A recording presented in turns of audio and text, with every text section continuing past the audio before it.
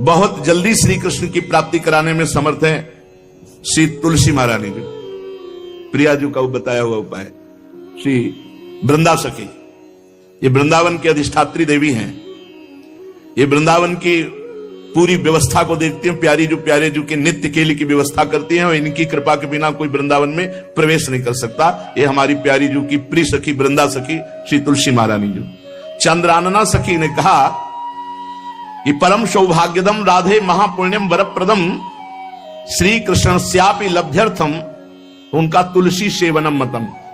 मेरे मत में यदि तुलसी जी की सेवा की जाए, तुलसी जी का यदि स्पर्श हो जाता है, तुलसी जी का नाम कीर्तन किया जाता है, तुलसी जी को प्रणाम किया जाता है, तुलसी जी का वृक्ष लगाया जाता है, तुलसी जी को जल अर्पित किया जाता है और तुलसी दल से नित्य भगवत सेवा की जाए तो बहुत जल्दी श्री कृष्ण प्रसन्न हो जाते हैं। प्रतिदिन जो तुलसी जी की भक्ति करता है, तुलसी का पौधा रोप करके तुलसी जी का सिंचन करना, तुलसी जी को तिलक लगाना, तुलसी जी को माला पहनाना, तुलसी जी की परिक्रमा करना, तुलसी जी को प्रणाम करना, वो कोटि सहस्त्र युगों तक ऐसा महान सुकृत होता है कि भगवान श्री कृष्ण के नित्य समीप रहता है जो तुलसी जी की सेवा करता है।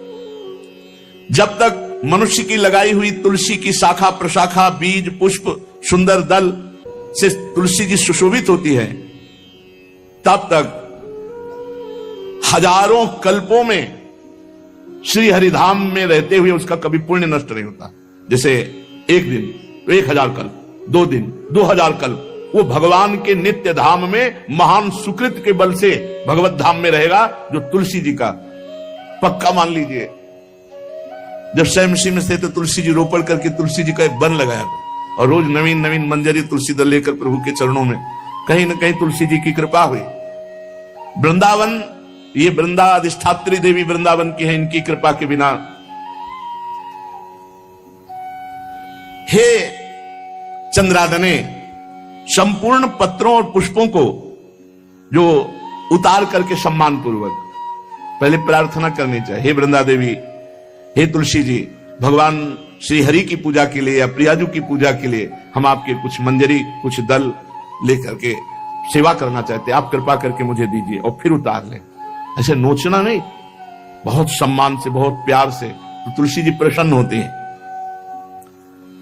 जो मनुष्य तुलसी दल से श्री हरि की पूजा करता है, कोई भी पाप उसका स्पर्श नहीं कर सकता। पूर्व में किया हुआ कोई भी पाप उसको दंड नहीं मिलेगा जो तुलसी जी की आराधना नित्य करता है।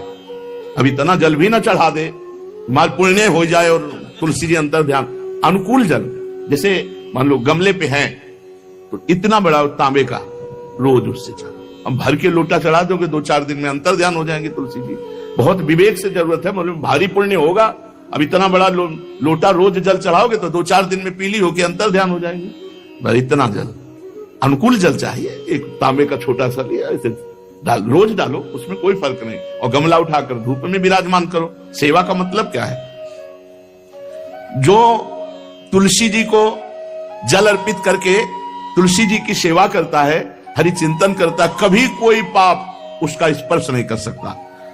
100 भार सोना, 400 भार चांदी का जो दान करने का फल होता है, वो एक तुलसी दल उतार जो अपने द्वारा लगाई हुई तुलसी दल वो हरि के चरणों में अर्पित करो। ये 100 भार सोना और चांदी बराबरी नहीं हो सकती। कितना महत्व है। जो रोज तुलसी दल चयन कर, द्वादशी को ना चयन करे, द्वादशी को मतलब बहुत बड़ा अपराध लगता है तुलसी दल का, इस मतलब तुलसी के वृक्ष का भी स्पर्श न करे। प्रणाम नमस्कार दूर से, एक भी दल नहीं टूटना चाहिए। द्वादशी को ऐसा हमने महापुरुषों से सुना है कि मंजरी और पत्र उतारना ये ठीक नहीं, बिल्कुल नहीं ठीक है। ब्रह्म हत्या का फल लगता है, अगर जो पाप लगता है अगर कोई द्वादशी को तुलसी चयन, बहुत सावधानी से। जिसके घर में तुलसी का बगीचा होता है, कई पौधे होते हैं, उसको कहीं तीर्थ जाने की जरूरत नहीं, उसका घर तीर्थ है जिसके घर में तुलसी के पौधे हैं। और यमराज कभी उस घर में किसी भी मरने वाले को लेने नहीं आएंगे जिसके घर में तुलसी। लगा लो भैया तुलसी लगा लो घर में, काहे को यमराज को आने दोगे? सबके घर में तुलसी। कितना सुंदर पहले था। घर में आंगन होते थे, आंगन में एक बहुत बड़ा, और फिर उसमें तुलसी जी, और फिर उसमें 2-4 नर्मदेश्वर और शालिग्राम ऐसे, और फिर घर का हर व्यक्ति जल चढ़ाना, प्रणाम करना, नमस्कार करना, 4 पर। कितनी पवित्र पद्धतियां हमारी थी। जब रसोई बने पहली गाय के लिए, फिर कुछ पक्षियों के लिए, फिर कोई संत महात्मा, कोई भिक्षु, ऐसा कितना पवित्र व्यवहार। यहाँ जैसे हमने देखा है, ये रसोई बन रही ना, तो धुआं नहीं खत्म होने पाता, वो ही सब अपवित्र किए हुए हैं, राक्षसी बुद्धि आती चली जा रही। तुलसी जी, ये भागवती को वस्तु हमें लगता है बालकनी तो होती है, बढ़िया बालकनी में एक ऐसा उठाने धरने वाला स्टैंड लोहे का रखो कि तुलसी जी को विराजमान कर दो। जिसके घर में तुलसी जी विराजमान होती है, उसके घर में यमराज कभी नहीं जाते। जो तुलसी जी का सेवन करता है, उसकी सारी कामनाएं तुलसी जी पूर्ण कर देती है। तुलसी जी को लगाना, तुलसी जी का पालन करना, तुलसी जी को सिंचन करना, तुलसी जी का दर्शन करना, तुलसी जी का स्पर्श करना, मनुष्य के द्वारा जो मन, वाणी और शरीर से पाप हो गए, सबको तुलसी महारानी क्षमा कर देती है, दग्ध कर देती है। पुष्कर आदि तीर्थ, गंगा आदि परम पावन नदियां, ये सब जो स्नान आदि, अवगाहन आदि करने का फल देते हैं, वो केवल तुलसी जी घर में विराजमान है, उसको फल मिल जाएगा। कितने बढ़िया। जो तुलसी जी की नवीन मंजरी प्रभु के चरणों में अर्पित करके प्रणाम करता है, वो चाहे कितना भी अपराध किए हो, वो कभी यमपुरी को नहीं देखेगा, कभी यमराज के पास नहीं जाएगा। जो मनुष्य तुलसी काष्ठ का घिसा हुआ चंदन लगाता है, उसके सारे संचित भस्म हो जाते हैं, और क्रियमाण जो वर्तमान, वो कभी उसको बांध नहीं सकते। तुलसी जी का काष्ठ का घिसा हुआ चंदन। जिसके घर में तुलसी की छाया होती है, वहां पितरों को अपने आप कल्याण प्राप्त हो जाता है। जो श्राद्ध करने से लाभ मिलता है पितरों को, घर में तुलसी लगा के, जो तुलसी की छाया और बड़ा वृक्ष, पितरों को तृप्ति मिलती है। चतुर्भुज ब्रह्मा जी सारंग धनवा श्री हरि के महामहिम स्वरूप की अनुभूति करने के लिए भी कहा है कि तुलसी जी का महान महात्म्य, अगर तुलसी जी का सेवन करे तो भगवान श्री हरि की महिमा को जान जाएगा।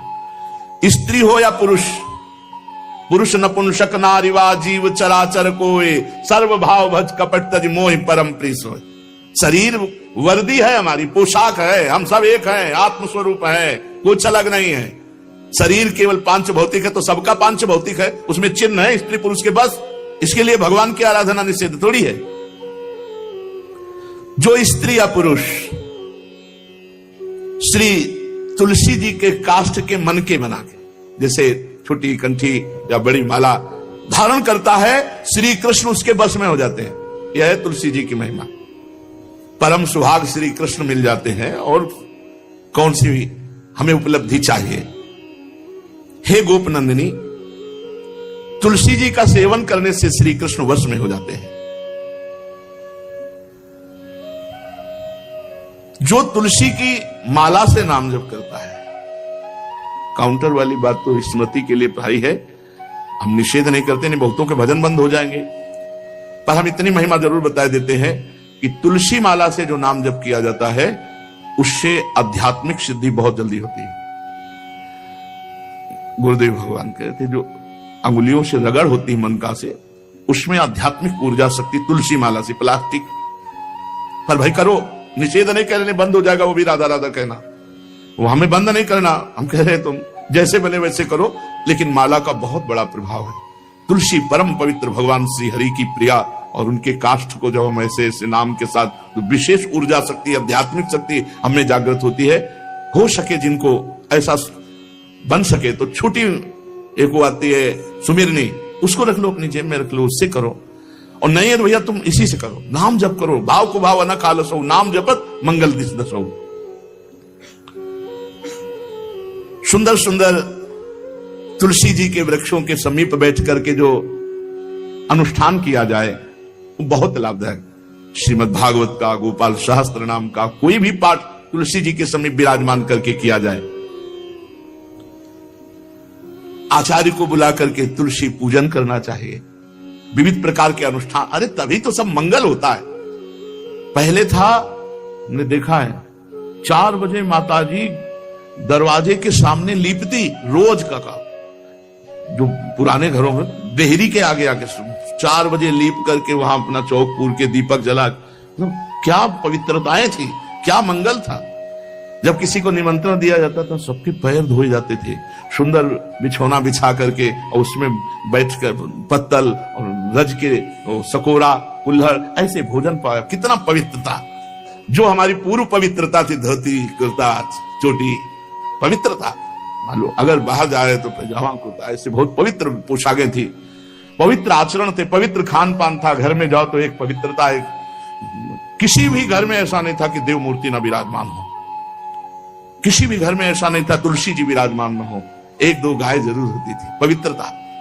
अब तो बड़ा विचित्र, ये भारतीय गौएं जो श्वेत रंग की, जो अरुण रंग की, जो सींग वाली है, वो उनका आप दुग्ध देखिए, दूकर रख दीजिए, स्वर्णिम कांति छाई मिलेगी।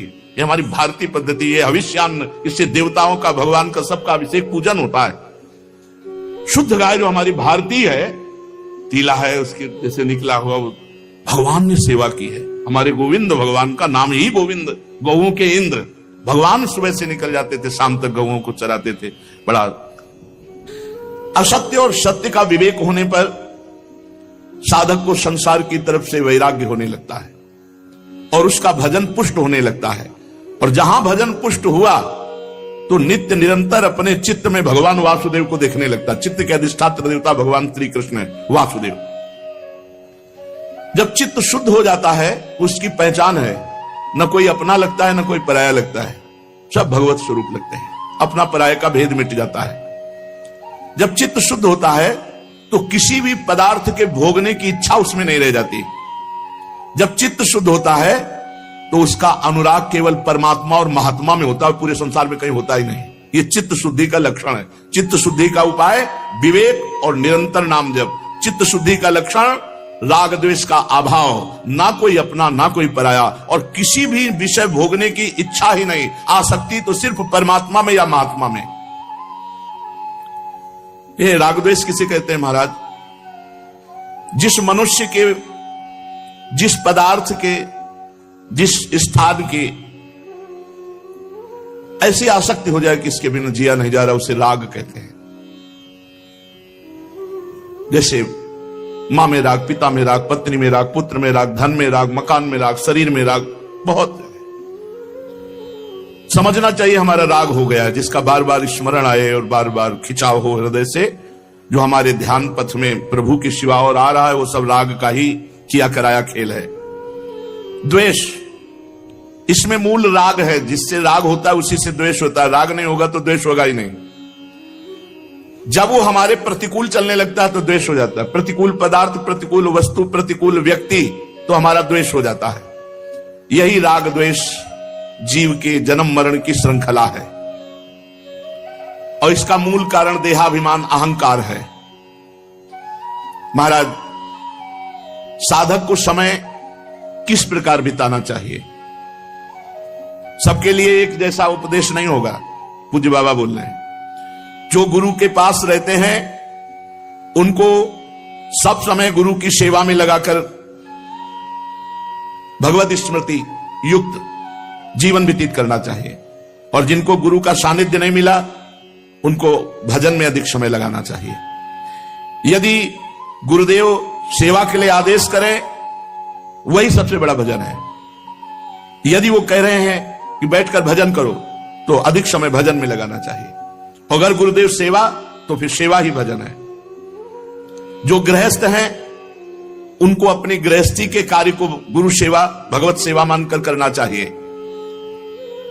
यदि गुरु जी कुछ स्वीकार करते हैं तो ठीक है, नहीं सर्वस्व गुरु का है, ऐसी भावना करनी चाहिए। विरक्त उपासक को गुरु की अधीनता स्वीकार करनी चाहिए। गुरु की अधीनता से अपने आप सारे पाप, द्वेष, दोष, राग सब नष्ट हो जाता है। सबको यह तो ध्यान रखना है कि भगवती जो हमारी परम करुणामयी स्मृति स्वरूपा है, वो हमारे दिमाग में छाई रहे। महान तेजोमय निकुंज देवी श्री स्वामिनी महामहिमामयी महारानी लाडली जो भगवती स्मृति ऐसी कृपा करें कि ये हमारी स्मृति में ही बस जाए, कभी स्मृति से दूर न हो, चाहे हम सेवा परायण हो या एकांत बैठे हो। महाराज भगवान तो हमें दिखते नहीं, तो उनसे प्यार कैसे हो, उनकी शरण कैसे हो? भगवान तुम्हें दिखते नहीं, बड़े आश्चर्य की बात है। ये सब भगवान ही तो है। पूज्य बाबा अब उनकी ब्रह्ममय दृष्टि है। चलो भगवान नहीं दिखते तो भगवान का नाम, भगवान की महिमा, भगवान के भक्त ये तो दिख रहे हैं, आप इनकी बात मानो, नाम जप करो, भगवान की लीला गुण गाओ, जैसे आदेश होता है वैसे सिद्धांत से चलो, भगवान दिखाई देने लगेंगे। जब तुम्हारे हृदय में शांति, आनंद, किसी के प्रति कोई भी द्वेष नहीं, तो जान लो अब भगवान प्रकाशित होने वाले हैं हृदय में। आनंद भगवान का स्वरूप है, शांति भगवान का, शांताकारम, जो आनंद सिंधु सुख राशि। जो भगवान को देखा नहीं और भगवान की शरण होकर नाम जप करते हैं, भगवान बहुत रीझ जाते हैं उनसे, वो तो देख ही रहे ना। महाराज जी आप बार बार भजन की बात करते हैं, भजन में तो नींद आ जाती है, फिर क्या करें? माला छूट जाती है भजन में। ऐसे बैठे रहो, प्रपंच सोचते रहो, नींद नहीं आएगी। 3 घंटा फिल्म देखते रहो, नींद नहीं आएगी। पता नहीं कैसा तमोगुण का प्रभाव है। बाबा कहते हैं कि जब नाम जप करने में नींद आने लगे तो जोर जोर से कीर्तन करने लगो। ये एकांत में करना चाहिए, सामूहिक जहां वास हो वहां नहीं करना चाहिए। नहीं पता चले कल मंजीरा लेके 12 बजे से शुरू हो गए तो साधक जो दिनचर्या में है उनको परेशान। मान लो बगल वाले कमरा वाला ध्यान साधक कर रहा है तो फिर आपका अपराध बन जाएगा।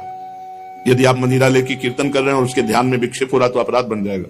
इसलिए जो भी साधना करो वो ऐसी करो कि दूसरे साधकों को विक्षेप ना पड़े, अपने कमरे के बाहर आवाज ना जाए। दूसरा उपाय, खड़े होकर जप करो, ये बहुत बढ़िया उपाय है। इस नींद रूपी दुश्मन से लड़ो।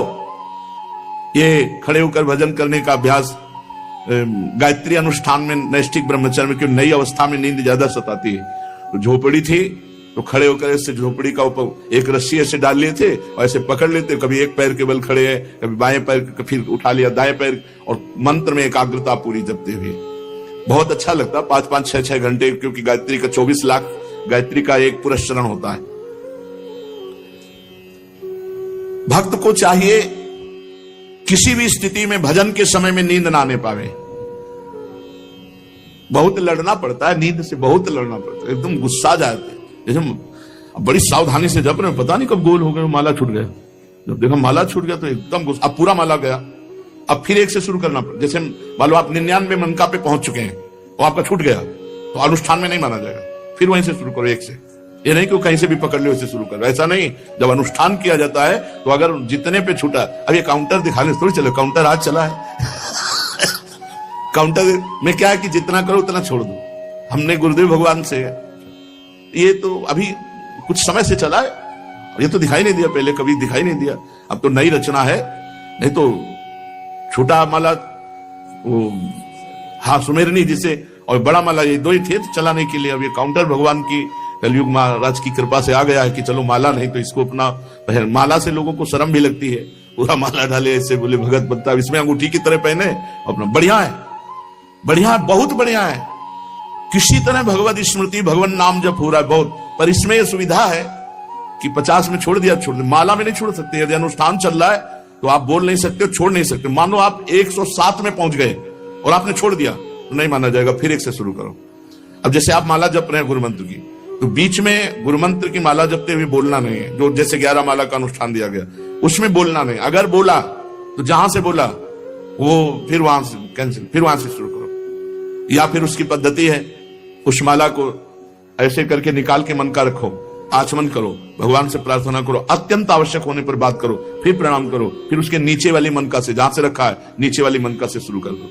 ऐसे नहीं कि ऐसे खड़े बात कर रहे हैं फिर घुमा रहे हैं, तो क्या फर्क पड़ता है? दिमाग में क्या फर्क पड़ता है? कौन सा परिवर्तन हो रहा है? जो हमारी वैदिक सिद्धांत पद्धति है उसी से लाभ प्राप्त होता है। महाराज, जो नींद है उससे लड़ना पड़ता है। भजन करना बहुत ऊंची बात है, इसलिए हमको खड़े हो जाना पड़े, टहलना पड़े, हमें नाम जप करना, हमें मंत्र जप करना। उस समय नींद नहीं आनी चाहिए। अभ्यास बहुत बड़ी ताकत होती है। आंख मूंद के ठीक लक्ष्य पे गोली मार दे जिसका अभ्यास है, और अपने अभ्यास नहीं किए तो कुछ नहीं होने वाला। अभ्यास योग युक्तेन चेतसा नान्यगामिना। आज भी वही दिनचर्या है जो बाल्यावस्था से गुरुजनों ने सिखाई थी, वैसे दिनचर्या